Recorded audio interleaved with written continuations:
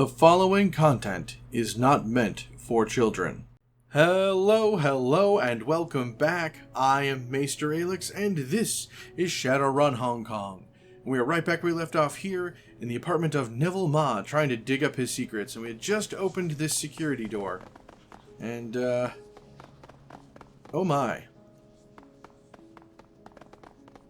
Without warning, a frigid wind blows through the apartment. The chill cuts through your clothing, raising gooseflesh all over your body. Where is that coming from? There was another blast of cold, and a pale and imposing woman materializes out of thin air. A throng of black-faced men and women materialize alongside her.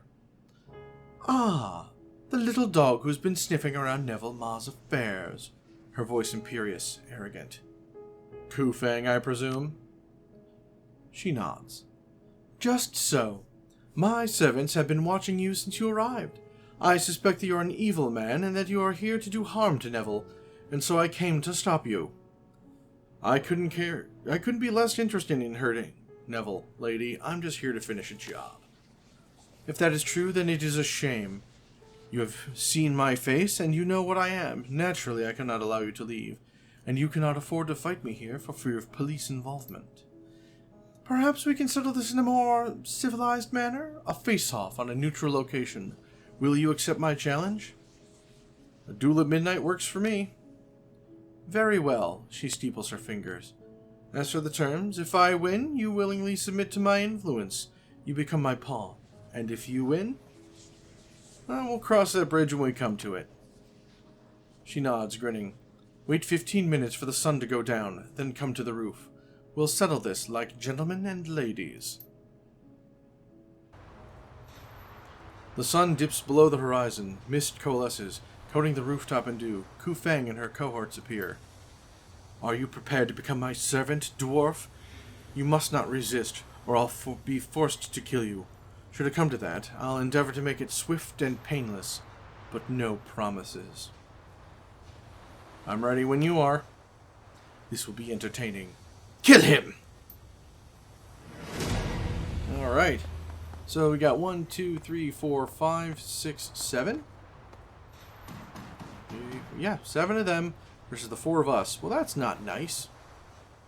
So let's see, that is passive, so I don't need to worry about these. And I've got some gear, which is great.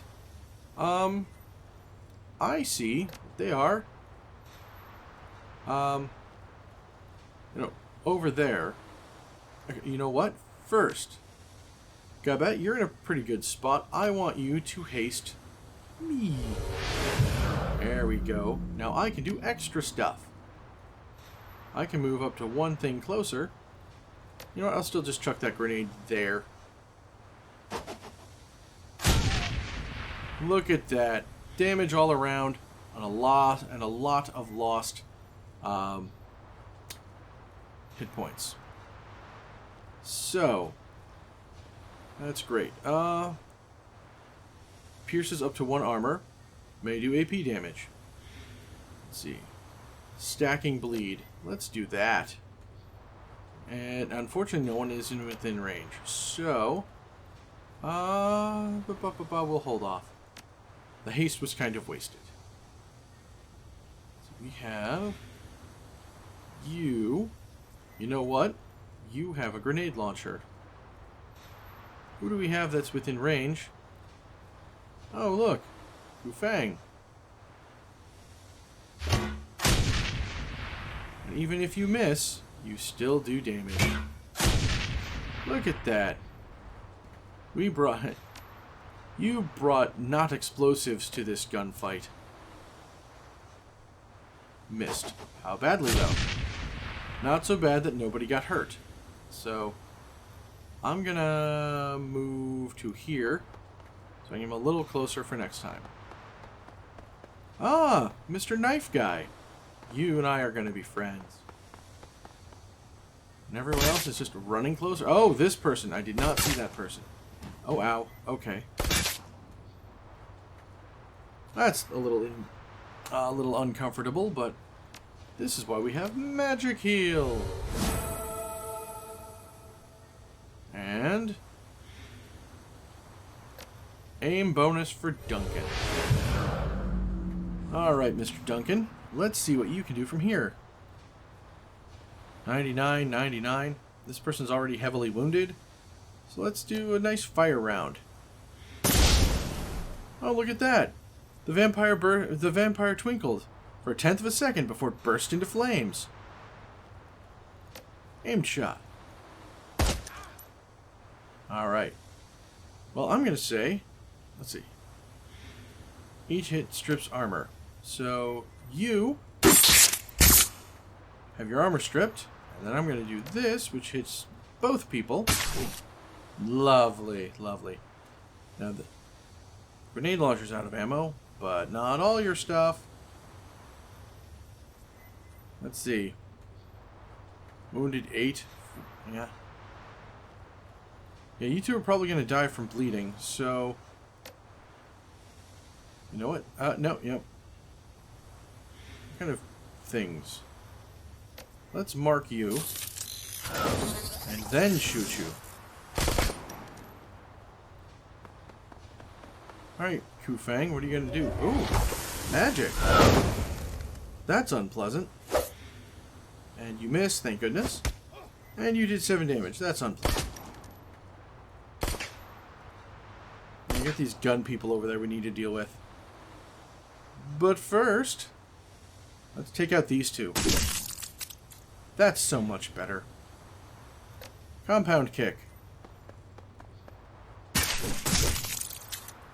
And a med kit. Alright. Let's see.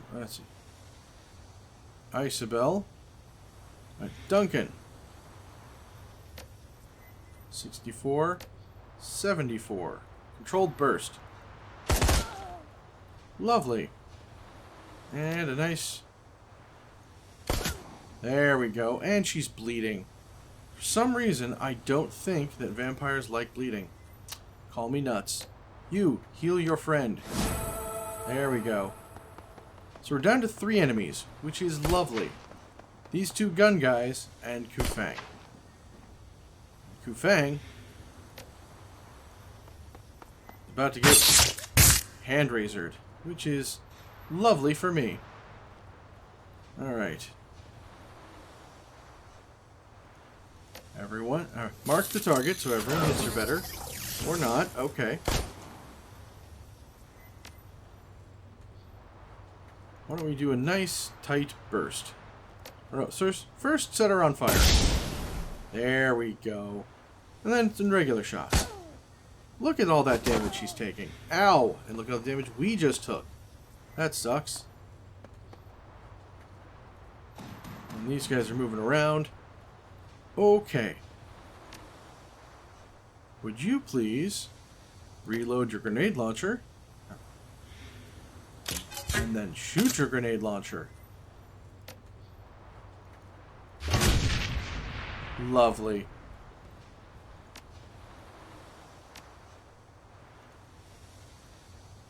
Magic heal. Who needs it most? You, actually.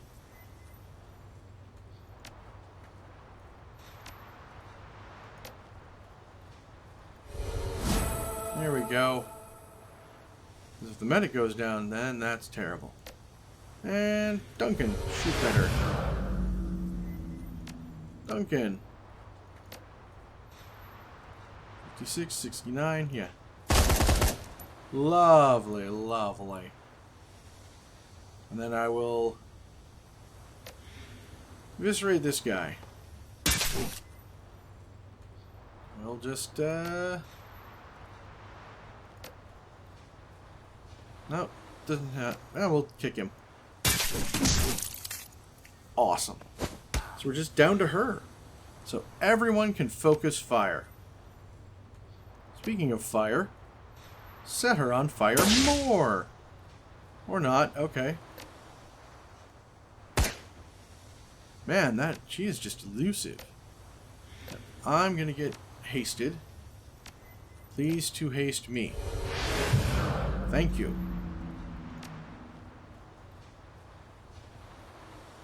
Oh. I don't remember where I threw the mine. Could you please heal me? Thank you. And I'm going to strip her armor. So twin basics and damage 7, a dual hander.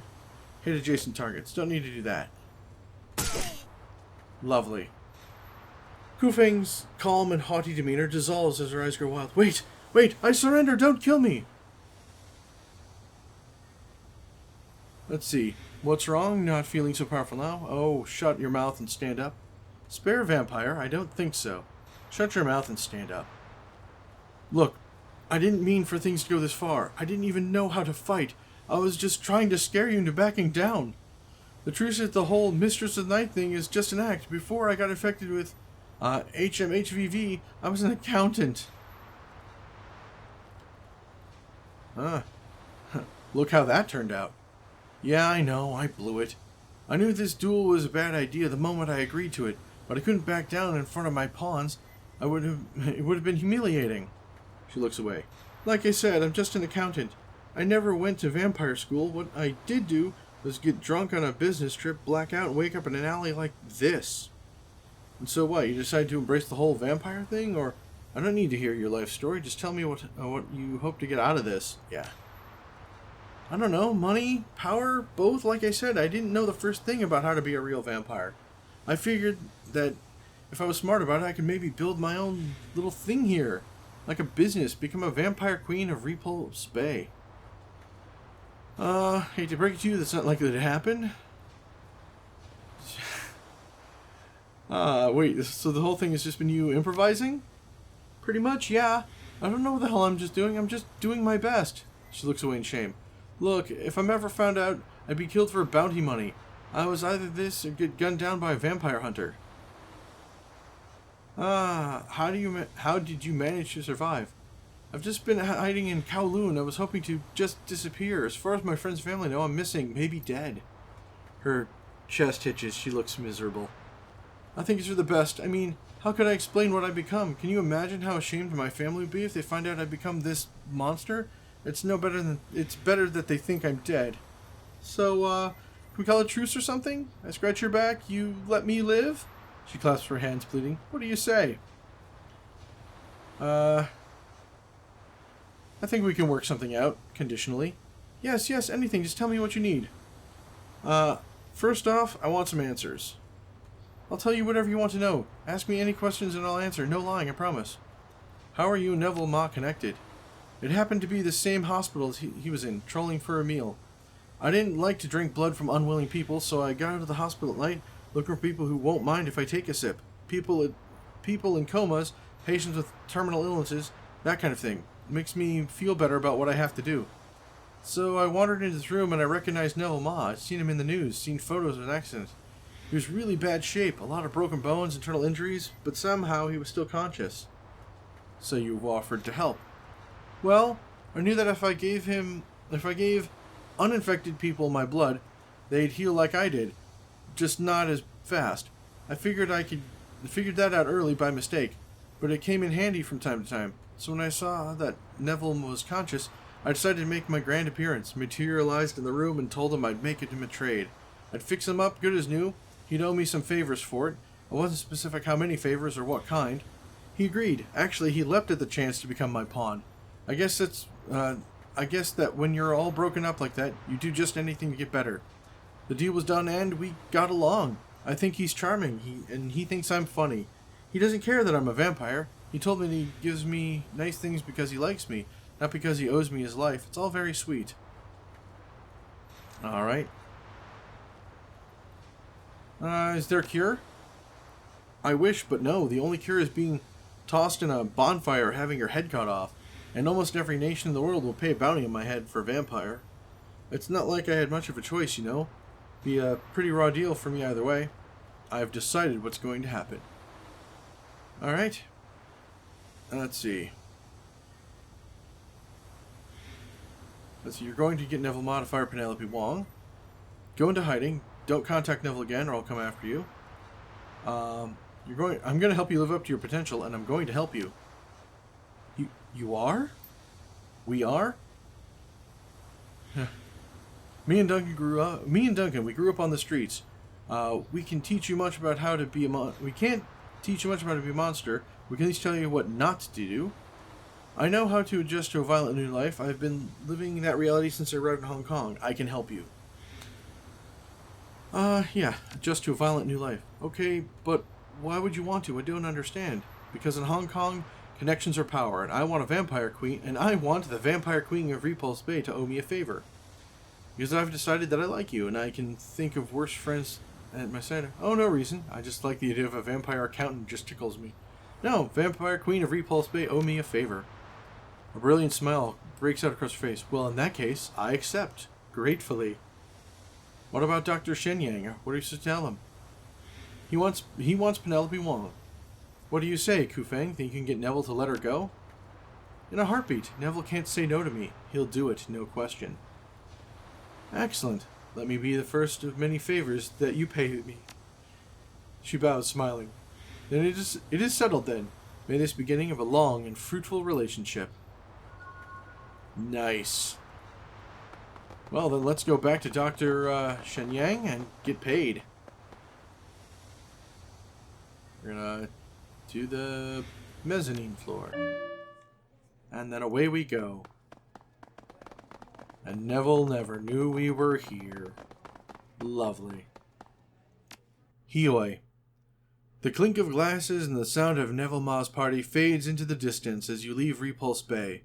As the MTR carries you towards Hioi, the mountains of Hong Kong Island roll by as looming masses, obscured by rain and storm clouds. Penelope Wong has been fired from the promises of moonlight, and Ma will be at serious disadvantage without her. The whims of Trid viewers shift as readily as the tide, and without the starlet's presence, promises in moonlight will undoubtedly lose ratings. What's more, you've managed to turn a powerful foe into a potential ally. Only time will tell how Kufeng will repay you, however. Okay. Well, let's get what he wants. No. Yeah. Got a little confused for a second. Hello.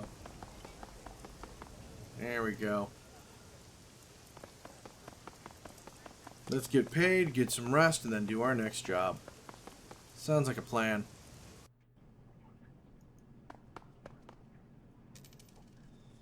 Sheng Ying is busily puffing away at a foul-smelling cigar, his comlink in one hand. His eyes flash with anticipatory glee as he sees you. Dr. Sheng Ying greets you in the name of all producers. How do the shindig go? Oh, right. I've got the information you wanted. You explain the night's events. From start to finish, as you speak, Shen Yang's face grows ever more incredulous, and finally his mouth is left hanging halfway open. He slowly places his cigar in a nearby ashtray and shakes his head in disbelief. Vampires in the trade industry, a vampire queen, no less. What a nightmare. At least you got me, Wong, and poor Neville's show is dead. That's something. Alright, kid, I'll send you the payment to the Matrix drop. You've earned it. Glad to be of help, sir. Dr. Shenyang is about to speak, but his comlink begins to buzz. Irritated, he answers it and switches to speaker mode. Yeah, who is it? What do you want? Hello, Shenyang. I just wanted to let you know that I've released Penelope Wong from her contract. If you're interested in her, she's all yours. Also, I hope your business is doing all right. I heard you had some problems with the cash flow. If you need a loan, I'll be happy to help. Dr. Shenyang eyes the image of Neville Ma with deep suspicion. You don't sound too mad, Nev. What's the catch here, anyway? You must have had the next big thing lined up already. Oh, Doctor, there's no need for it. Do you want to know why I keep winning our little contest? And you keep playing catch up? It's because you think people like Miss Wong actually matter. They don't. Stars are crafted, molded out of talent, yes, but ultimately constructed. With enough time and effort, anyone can be made into a star. It's just a question of manipulating public perception. Maybe so, but I got her now, and your show's dead in the water without the star. What do you think of that, eh? I think I'm going to do what any good soap opera producer would do. Write her character out with a tragic death and bring on someone new. You labor under misapprehension that the viewers have loyalty. They don't. They only have appetite. As long as you chase stars like Wong, you'll lose. Don't be afraid to think bigger, Doctor. Reaching for drama, not the dramatists. With that, Neville Ma hangs up on Dr. Shenyang. For the next 30 seconds, Dr. Shenyang releases a stream of violently imaginative invectives at his phone. Even Strangler Bao is taken aback by the ferocity of Shenyang's anger and the inventiveness of the sexual positions he describes. Finally, he takes a deep breath and composes himself. That dirty little weasel, insulting my creativity like that. The nerve!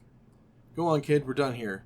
Thanks for all your help, but I gotta get going. I gotta talk to a guy about buying a bunch of snakes. Well then, that's interesting. Oh, hold on. We'll talk to Kindly later.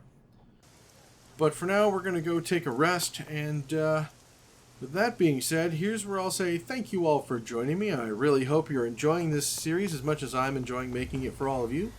If you do, please remember to like, comment, subscribe, and of course share, because sharing is caring. And also check out the links down below in the description, because that's where all the really good stuff is. With that being said, I shall see you all next time.